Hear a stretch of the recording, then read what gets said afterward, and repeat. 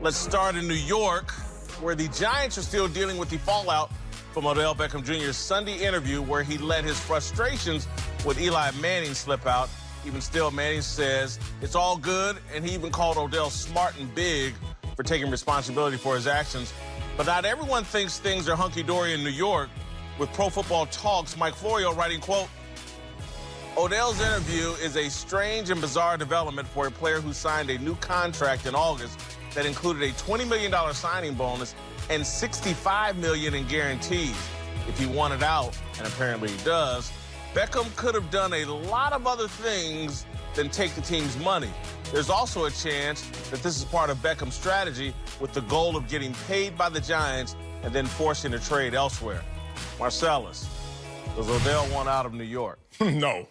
Hell no. I mean, you just said it yesterday. You're talking about how Odell's a brand. So respecting how great he is, especially outside the game, having the highest shoe deal in Nike football history, you got to respect the guy who wants to stay in New York and finish what he built there, which was all-time greatness, certainly after his first 3 years. But Odell is stuck because Odell wants to say what he can't say, which is, I want to stay in New York, but I want somebody else to leave, and that is Eli Manning. One, y'all told me he was going to retire. That didn't happen. Fine. And then I saw and witnessed with a front row seat, y'all benched Eli for football reasons. You should have benched Eli. He was sorry. And then for non-football reasons and backlash and criticism, don't you dare touch the legacy of Eli Manning, two-time Super Bowl MVP. And Odell is sitting there now talking to Josina Anderson and lying through his teeth because he wants to say, I'm fine if you give me the right resources. But I'm not, and I can't say it. So he starts off answers with, I don't know. I know, Odell, you want Eli out of town. You're 1,000% correct. This is about pushing Eli out, starting a conversation about we're done with Eli. And what he knows is, again, he doesn't want to go through this next year if he's around. Go out, get me a young quarterback. Look what Baker Mayfield and some of these rookie quarterbacks are doing very early on. Sam Darnold right there with the Jets right there in New York. Yeah. Mahomes is in his second year.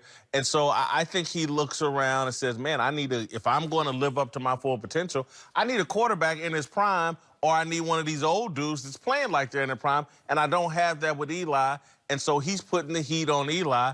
Eli's either going to have to step up his play, or Eli may get benched again this year for whatever. I don't even know who their second or third string guy is, but Odell wants the Eli era over. Yeah, and look, I think he's learning from his good friend and a guy he's worked out with. Oh, no. Yeah, I think. Carter 5 in the same. First of all, let's go there. Dez Bryant, all those workout videos. Oh, guess what happens when you work out with a dude? Y'all go get some lunch. And y'all start chopping it up. And you know what happened? Dez is now a retired football player, in part because of his own doing, but in part because he went through the Dak Prescott transition from Tony Romo and didn't say enough about that. And now... You lost me with the Dez. Oh, here we go. So then Dez is like, hey, bro, when it's not you, make sure they know it's not you. And this is Odell saying, it's not me, y'all. And I don't hear enough because of the protected legacy of Eli, enough criticism of Eli. So he's trying to point it at Eli. All right, to a big story in the NBA, where Lozo Ball is set to return from injury tomorrow night, which got LeBron hyped on Instagram, posting, quote, it's about that time, young king. Let's get it. You were born for this moment. Lonzo will be coming off the bench tomorrow and maybe longer, with LeBron saying he expects Ball to absolutely have an impact on the Lakers' second unit. All right, Marcellus, I think Lonzo coming off the bench, his destiny, it's going to set off Lavar Ball. Lavar? Where'd that come from? Where'd that curveball come from? Kershaw in the mouth of South Central. You ain't lying. First of all, LeBron, man, skipping college, man. Young king. Isn't that called a prince? Like, LeBron want everybody to be a king. Like, just call Prince. He's coming. Last time we heard from LeVar Ball, you got to flip the calendar. It's been a long time, man. It sounds like we miss him because we bringing him up in this situation. No, Lavar Ball is not going to speak up. No, Lavar Ball is He's not going going to to be cool with his son coming off the bench. Yeah, you know why? Because he respects the gatekeepers. That is one LeBron James and one Magic Johnson. So the way to get in there to cause some ruckus is to respect who's sitting there saying you can or cannot come in. He is not disrespecting this franchise. It is no longer the 25-win and 35-win Lakers. This team is for real. You are saying that LeVar has actually matured and grown up, because I haven't known him to respect anybody or anything. He took on Nike and damn near everybody with big baller brand. We're going to change the world. We're going to... And now... He believed that. Magic and LeBron, he's backing down to those guys? No, I think he's always been tongue-in-cheek. First of all, the whole Mountain for South Central. Yeah, that's everybody's uncle that got to the barbecue before you, had 5 before you got there, and then you sitting there like, what's wrong with Unc? Unc is on one. Because Unc knows I was playing the short game. Let me get this attention. And I'm going to use that attention, monetize it, start my brand, get my boy out there, and have him be the 2nd overall pick, but talked about more than even the number 1 overall pick. It worked. Now he's playing the long game. That's why we haven't heard from him. The long game is to do all the deals that he's doing under the table, closed mouth, away from the cameras, and then let his boy properly mature, because Magic told him, I got you, I got your son, but let us get this. I think he's going to respect it. And maybe Magic said, I got you. Your son's going to come off the bench. He's going to play 15 to 17 minutes. You know, we taking his jersey out of the rafters. You know, I put it up there when we drafted him. We taking it out of the rafters. He's a role player now. What? That can't shoot. We spent all summer trying to fix his shot, and we can't. He's going to have a big impact on that second unit, playing with Josh Hart and whoever. I don't, who's on their bench? I can't even remember. All of them. Lance Stevenson. Yeah, right. JaVale McGee. Yeah, all that. All He's going to have a big impact on those guys. And also, you know, your second son, we couldn't even look at him in training camp. He was garbage. Hey, they gave him a workout, though. Your third son is over there starting fights in Lithuania or whatever. That's not it. LeVar's been humbled.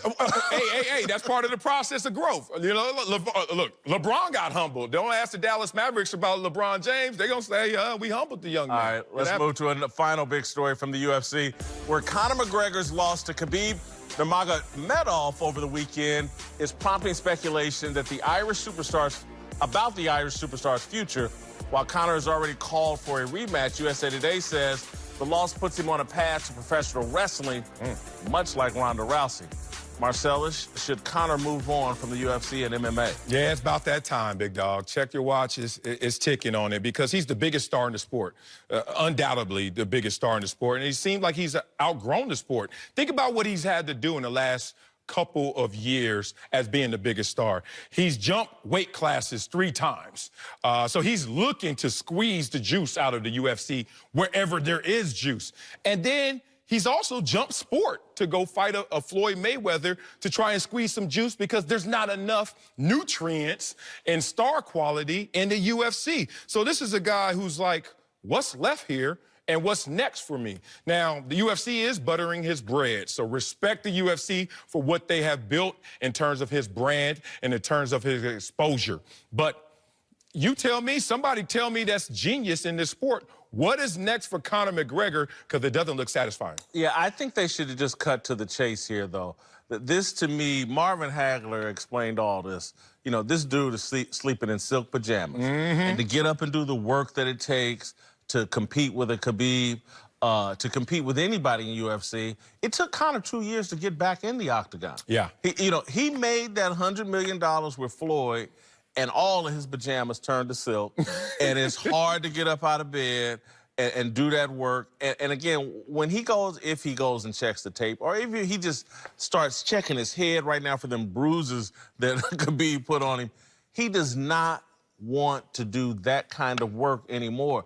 It's so different from the fighters, and I know this is MMA and UFC, but it's so different than the boxing game, where a fighter, a big purse used to be $1 million. Okay. You can spend $1 million real quick. Quick. Real quick. You got 600,000 after you blink. You're like, where'd that go? And so I just think when you make $100 million like now, that takes a lot of the thirst away. If Sugar Ray Leonard and Roberto Duran and Marvin Hagler had fought during this era, you know, they might have fought 20 times in their entire career. It's just like a UFC guy, or particularly Conor, the money he's made, if he's fought 25, 30 times in the UFC, yeah, it's time to move on. Yeah, think about it. What's left in the UFC? Either you face whatever stars are left, but that means now that's a great fighter. That guy, Khabib, the stars are great. You don't want to do that in those silk pajamas, or they're not as great. That means they don't have star quality. That means we're not interested as consumers. So he's really in a dilemma of, like, I don't know which way to play this. So I think maybe a transition to a different entertainment scope and something easier on the body is smart for him. All right, coming up, everyone's raving about Patrick Mahomes, especially me, but did Tom Brady just take a veiled shot at the Magic Man? Tony Gonzalez and Greg Jennings tell us what they think. Next!